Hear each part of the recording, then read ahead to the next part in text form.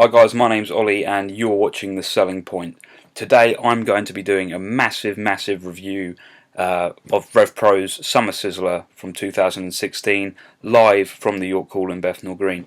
Now obviously this show happened last Sunday, it's taken a little while to get the video up as I've had work commitments and other life commitments, the usual stuff going on, but now is the time for me to put this out there. Okay, so the match featured 7 matches, really good quality matches, you know, match for the tag team championships and a fantastic match for the cruiserweight title. There's also a really good match between Zack Sabre Jr. and Shibata for the British Heavyweight Championship. Okay, so as you can tell, the calibre of this card before I even get into it is loaded. Plus the fact they had Moose from Ring of Honor. It's a massive card already. Okay, so to start off the Summer Sizzler, there was a match under Fatal 4-Way rules for the undisputed British Tag Team Championships. Now you had Redman, some of you might know him from NXT as Oliver Gray, and his partner Charlie Garrett. They're defending the titles against 3 teams, a real nostalgic team here for anyone who's followed British wrestling in the last 10 to 15 years. Jody, Fleisch and Johnny Storm. The Legion of Lords, Lord Gideon Grey and Rishi Ghosh, and the Youngbloods, Kieran Bruce and Jake McCluskey. Now, this match for me was the perfect way to open up the Sizzler. 4 teams, really great environment, everything you kind of wanted from an opening match. It wasn't too serious, but at the same time all the teams went for it, you know, lots of high spots. So the match goes, I think Jake McCluskey starts off against Gideon Grey. They lock up. Suddenly the teams are tagging in left, right and centre. You know, there's lots and lots of exchanges. There's comedy exchanges. Johnny Storm does his typical thing. Irish whips Gideon Grey into the corner, runs at him screaming. Gideon Grey covers himself up and Johnny Storm stops, and as Gideon Grey uncovers, slaps him right across the face. Everything you want. It was a great fun match. Kind of the match just before it spilled out, there were lots of people getting tossed to the outside, taking spots. So there were suicide dives. It was really hard to keep hold of, but just great entertainment. You had suicide dives, you had sentons, and then to top it all off, 7 guys on the outside. Jody Fleisch, the man who is known for moonsaulting off balconies and doing crazy high spots, goes up to the top rope and hits a standing shooting star press to the outside, taking everyone out completely. From there the match then spilled off. Johnny Storm and Jody Fleisch ended up going to the back with the British Youngbloods, which then left Gideon Grey and Rishi Ghosh against the defending champions. Now, so many exchanges to the point where you thought Ghosh and Grey would win the titles, and that the defending champions Redman and Charlie Garrett, they were going to get the titles and keep them. And at one point there was a double pin from Gideon Grey and Rishi Ghosh, and you just thought the belts were going home with them, and all of a sudden, out of nowhere, Redman makes a save, and just, it gets you there. Great double team wrestling. Rishi Ghosh gets taken out, Gideon Grey gets taken out, then there's a fantastic spinal tap type move by Charlie Garrett. He literally travels half the ring, lands straight on Gideon Grey, and it's a 1-2-3. The tag team belts are staying with the champions for now. But the way it looks that they could go from here is the teams that weren't involved in the pinfall, because they got taken backstage with their brawl, they now both have a shout at having a match with each other to decide the new #1 contenders. Second match, for me personally, again, I'm a massive fan of these 2 wrestlers. Tomohiro Ishii versus Josh Bodom. You've got probably one of the hottest rising talents in the UK cruiserweight scene right now in Bodom versus New Japan's heavyweight hitter Tomohiro Ishii. It was a fantastic match. There are lots of stiff shots from Bodom and from Ishii. You know, the match never spilled to the outside. It was very clean, very central based in the ring. Lots of headbutts, as you would expect from Tomohiro Ishii, bringing the strong style with him from Japan. Match finishes, Bodom goes to hit a low blow on Tomohiro Ishii, gets the pinfall. Ishii still kicks out, really heightened drama to the end. And Ishii in the end hits his finishing move, gets Bodom with the 1-2-3. And, you know, what a great way for Josh Bodom to put his name on the map. There isn't very much I can say. It was just a very stiff, very strong styled match, as you would expect with Tomohiro Ishii. Now, this match, I don't really understand the logic here. Moose and Sha Samuels. This was one of the slower matches on the card. If you search around on Instagram as well, there's a spot later on in the match that I really like where Sha Samuels is sitting on the top turnbuckle and takes a drop kick from Moose, and I personally, for me, it looks like a botch because Sha Samuels isn't holding on, and he gets flying. He goes flying to the outside. Okay, this match it was slow. It's two kind of big guys going at it. As you'd expect, Moose got the crowd behind him early on with Samuels playing the heel role. Obviously, Samuels now is quite bitter at the fact that he's not got the tag team title anymore with James Castle as part of the Revolutionists, and he's going at it again as a singles competitor. I don't have much to say in terms of this match being great. They did what they had to do. They got a job done, and that was that really. All I can say is the finish was kind of screwy. It was just it was a cheap roll up from Sha Samuels, and his feet were on the ropes when he got the 1-2-3. It's kind of a shame that obviously Moose is now with TNA, and the only time Rev Pro fans will probably get to see Moose in the UK, and he loses, and especially loses in a cheap way like that. To me personally, took something away from what was quite a solid match.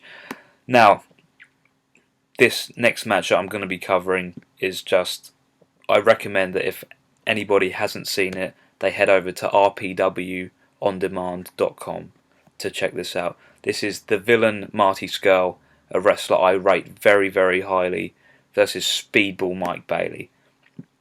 And obviously here we've got the cunningness, the technical side of Marty Scurll, and the speed and agility and the stiffness of the kicks from Mike Bailey.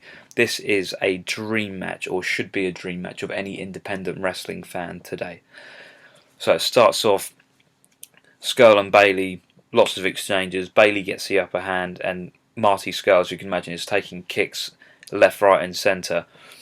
Anyways, brawl spills to the outside.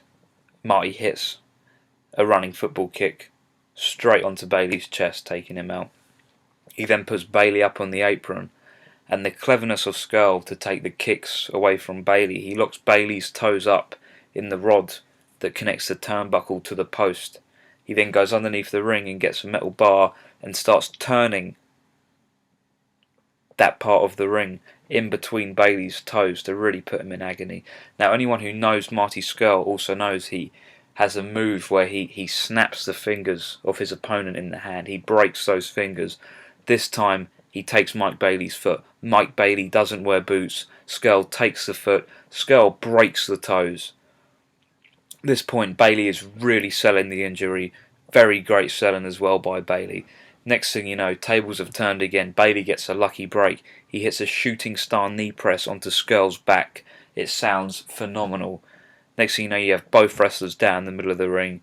Crowd are on their feet clapping. This match is just, for me, was the best match of the night. Next thing you know, Scurll's up, and from what it looked like from the balcony, Bailey's fingers were back touching his hand, and Scurll snaps the fingers again. Bailey's fingers were hanging loose by the end of the match. There's some great exchanges. Bailey goes for a moon stomp. As he does that, Scurll slides backwards on his back on the ring, catches Mike Bailey in the chicken wing. The second time the chicken wing got locked on in the match. Bailey taps out. 1-2-3. Marty Scurll might be acting the heel, but Scurll is over with the Rev Pro crowd. Another fantastic match on this card was the undisputed British Cruiserweight Championship match between Will Ospreay and Pete Dunne. Again, if anybody needs to see this match, head over to rpwondemand.com. I know I'm trying to sell Rev Pro. I don't work for Rev Pro. I don't owe Rev Pro anything, but the quality of matches that were on this card is fantastic. You guys need to check it out. So this match starts off, Will Ospreay comes out and introduces himself. Pete Dunne's already in the ring. Pete Dunne then takes the mic away from Ospreay and starts slating Ospreay at the fact that he still couldn't bring home the belt from New Japan. He's 2 shots at it now. He couldn't bring it back. He might be the best of the Super Juniors, but he still could not get the job done in bringing back the IWGP Junior Heavyweight title. Now this, obviously, Ospreay takes offence to this. Ospreay hits him with a big boot right to the face. Bell goes, match is on. Really, really, really quick start to the match. Now obviously the bruiserweight Pete Dunne, he's known for a really stiff style of wrestling, and for me now he will be the breakout style of British wrestling for 2016. Just been announced for Bowler as well, so guys in Los Angeles, you're going to have a treat when you see Pete Dunne wrestle. Anyway, into the match, it spills to the outside very quickly, lots of stiff shots. Bailey gets sent into the crowd.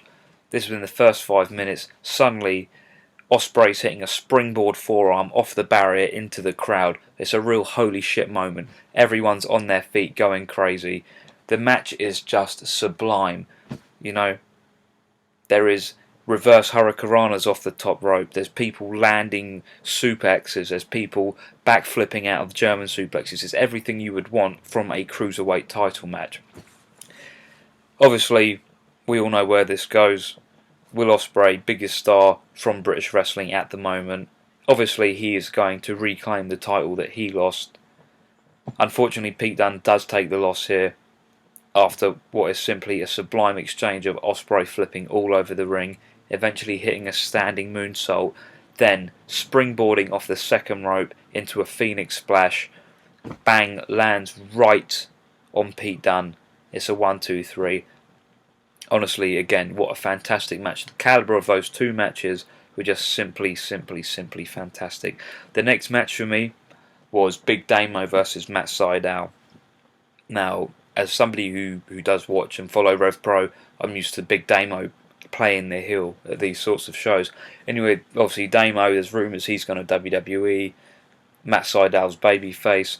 And it was kind of weird, a bit of a mismatch as well. It was I put this in the same category as Moose and Sha Samuels from earlier in the night, in the fact that it was quite slow compared to the kind of pace that the other matches were setting around the card. But it probably did need to go on just before Zack, Sabre and Shibata. The match was okay at best. You know, there was a shooting star press by Sydal. Damo was quite dominant through most of the match. Great selling by Sydal, really sold, you know, the moves Damo was hitting on him. He did make you think he was hurt. Damo at the end